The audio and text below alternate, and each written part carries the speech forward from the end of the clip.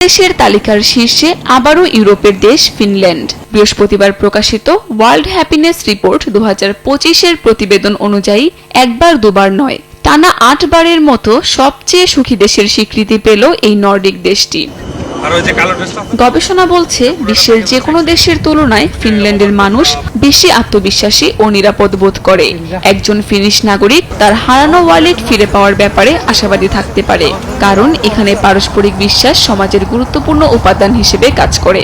এছাড়া শিক্ষা, স্বাস্থ্যসেবা কিংবা চাকরির নিশ্চয়তা সবকিছুতেই রয়েছে সমান সুযোগ।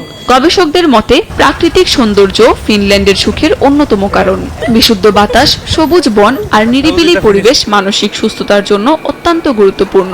ওয়ার্ল্ড হ্যাপিনেস রিপোর্টের গবেষকরা বলছেন, ধন সম্পদ বা ক্ষমতার চেয়ে মানুষকে বেশি সুখী করে সামাজিক সংযোগ। একসঙ্গে খাওয়া, পরিবারের সঙ্গে সময় কাটানো ও বন্ধুত্বপূর্ণ পরিবেশ মানুষের জীবনমান বাড়ায়। কোস্টারিকা ও মেক্সিকো এবার প্রথমবারের মতো শীর্ষ 10-এ জায়গা করে নিয়েছে। তবে যুক্তরাষ্ট্র নেমে গেছে তার ইতিহাসের সবচেয়ে নিচু অবস্থানে। বিশ্বের সবচেয়ে অসুখী দেশগুলোর মধ্যে রয়েছে আফগানিস্তান, সিয়েরা লিওন ও লেবানন। এর পেছনে যুদ্ধ, রাজনৈতিক অস্থিরতা ও অর্থনৈতিক সংকটকে দায়ী করছেন গবেষকরা।